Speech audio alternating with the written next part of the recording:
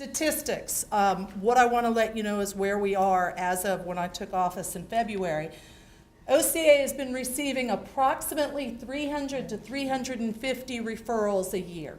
Now, that just means referrals we have to look at and say, are we the appropriate agency to handle this investigation, or does somebody else need to be looking into this, right? So I have a new system I'll talk about in a little bit of intake, but that's about how many referrals we get. Right now, I think it's a statistical anomaly because we're getting a lot more. We get all of the death, serious injury cases that DFAC staffs. We are involved in those staffings. We investigate those cases. And it has been exceedingly high recently. I don't know why. It just has. So the numbers are higher than I might have expected. Not a bad thing, just the reality. One of the things I noted when I first came is I review the files, and someone in the room delicately pointed out, I've got a lot more files I need to review. I'm starting to get behind. But after my investigator closes the case, and we staff and talk about the cases as we need, but I review it and make sure I agree with the action and what we've done. 8 out of 10 of the cases, there was no violation of the policy or law. What does that mean? They have looked at all of the DFAC's information, they've talked to the different individuals, they looked at everything in the court orders, and they can say, policy and law were not violated, everything was done right. Now the next step of that, you may have to look at those 8 to 10 cases and say, even if everything was done right, is there a policy or law that should be changed because the outcome was bad? But 8 out of 10, that's great. That's great news. You know, you hear all the horrible news about the department and agencies. Well, that's good news. 8 out of 10. We're done well, done right. 2 of the 10 were not, there were some policy violations, but they weren't huge. They weren't life-threatening in the particular cases that I reviewed. So again, there's good work being done out there, and I think that my agency and the statistics that I'm working on gathering and the data building that we have to shore up within our agency, frankly, can really help educate what's really being done as an objective outside agency. I don't work for DFACs. And I can say, this is what we're objectively seeing in the cases. So I'm excited we'll be able to offer that information, good or bad.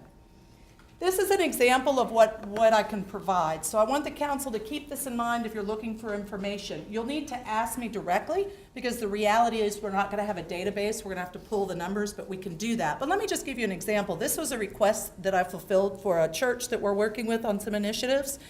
In 2011, they wanted to know, in 2011, what types of deaths occurred 18 and younger? How would they be categorized? How many? And one of the things that they pointed out, and that was interesting observation to them, is 2011, there were 1,397 deaths that were recorded. And you can see that that's from Georgia Vital Records information and death certificate files. That's how many deaths. And what boiled down, if you think about it, half of those, almost half of those, were infant deaths due to medical causes.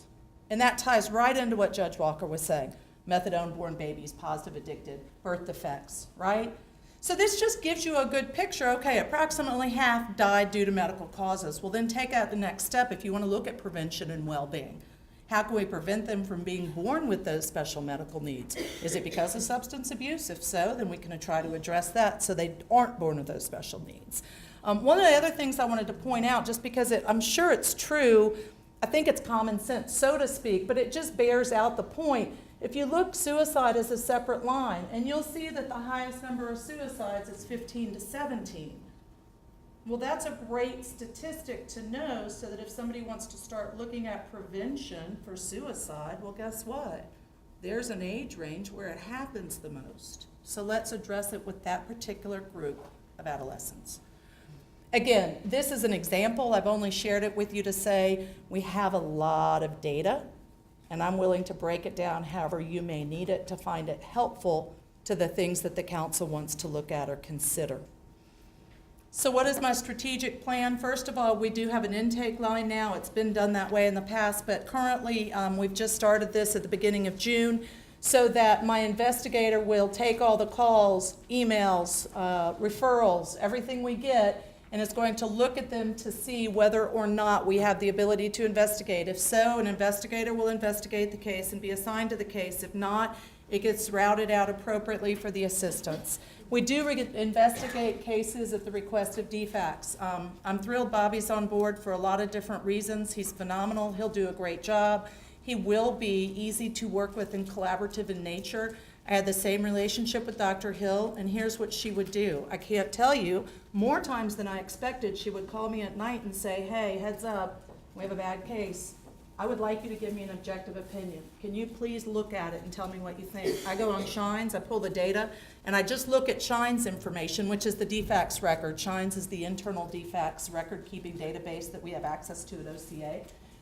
I'd pull that information, and I could easily call and say, okay, there's a history, there are 9 prior cases, and this is what happened on them. Just an objective assessment of what is it, and where are the problems, and what needs to be addressed.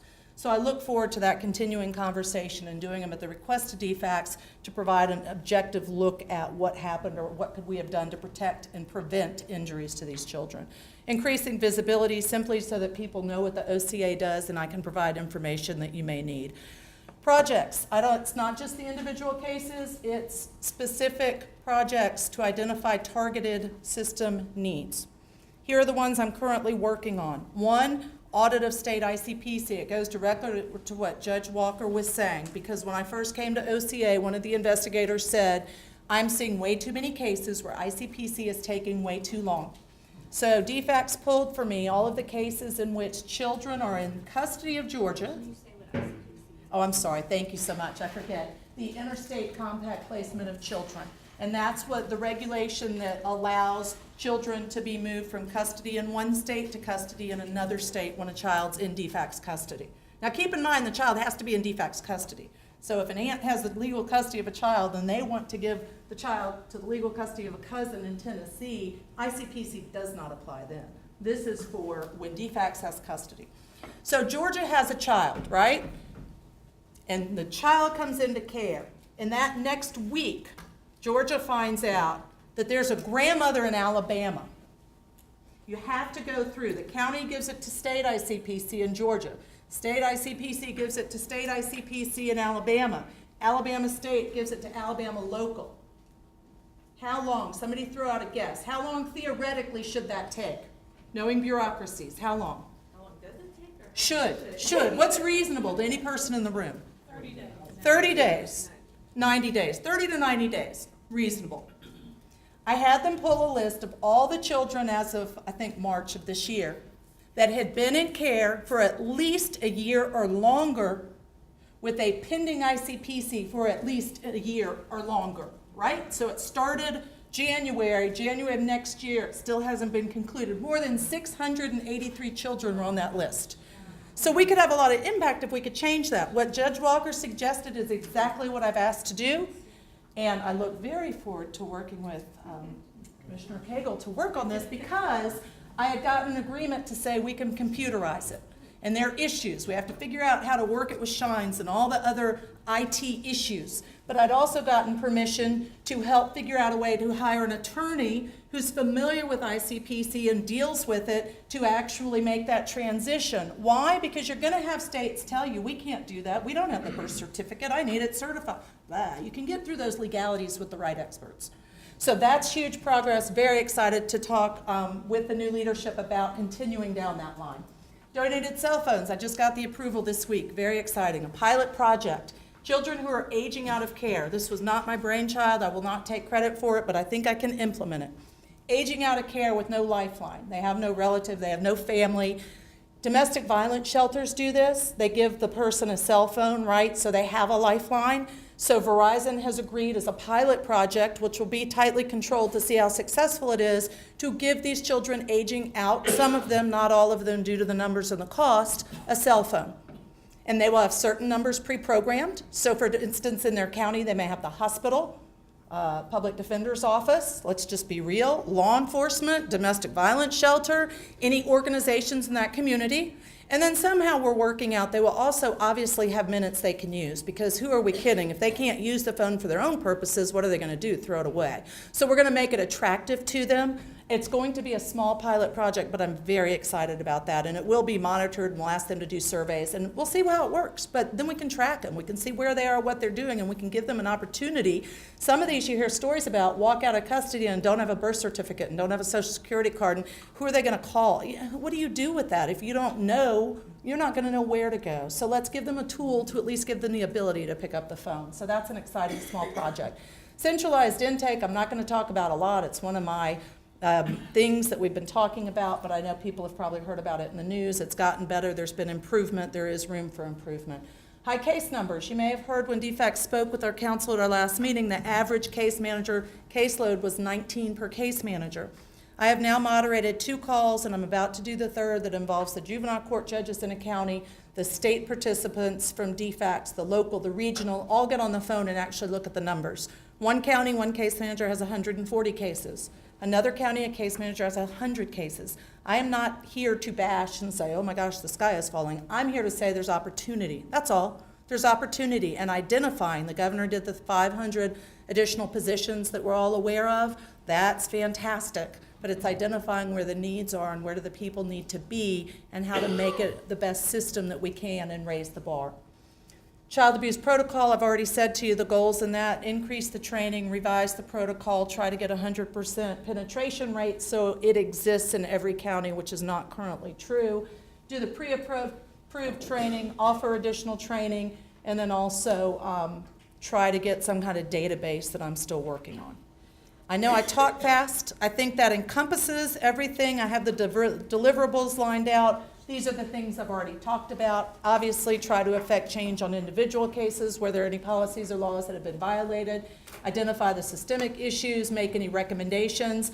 The benefit of 1 in 3 in the collaboration right now is we've been able at OCA we did a mediation, and Brendan, I'm going to brag on you and say he had a good relationship with the foster parents. The mediation was successful, and I'm going to tell you this. A child had been in care for 7 years, and with the same foster family, we were able to break through those barriers and accomplish permanent custody to them for purposes of adoption, which everybody at the table agreed was in the child's best interest. I don't think it would have gotten there short of a formal mediation. The Supreme Court paid for the mediation, but we were able to put it together, and that's one child's life who's now affected positively on an individual basis. All the other things I've already talked about. Any questions about OC? Yes, ma'am. Can you go back to the child death slide? Yes, about the statistics or the CFR part? No, the one that showed the actual number. Yes, ma'am. There we go. So one of the things I know that there's Can everybody hear? Do we need a some microphone? national studies being done right now around SIDS and looking investigatively at SIDS deaths, and what they are coming to find is that there is a high enough percentage to cause concern that what was initially ruled as a SIDS death is not SIDS, it was homicide. So my question is if we, it's turned to SIDS, do we do any further investigation of that death, or do we just say it's SIDS and we move on? And second, if you could elaborate a little more on how the GBI is going to then work with either your office or DFACs, and what the process review kind of is for a systems kind of standpoint, how they'll, sync that up. Sure. I think that's important. Absolutely. Let me answer the first part of it honestly. The manner of death is determined by the autopsy report. So if the autopsy has said it is SIDS, then it's left as SIDS. One of the benefits to moving to GBI is if there's any reason for anyone on the CFR team or panel to believe, I'm not convinced that's SIDS, it could be homicide, then they can easily delve into that and investigate further. They would have the ability and authority to do that.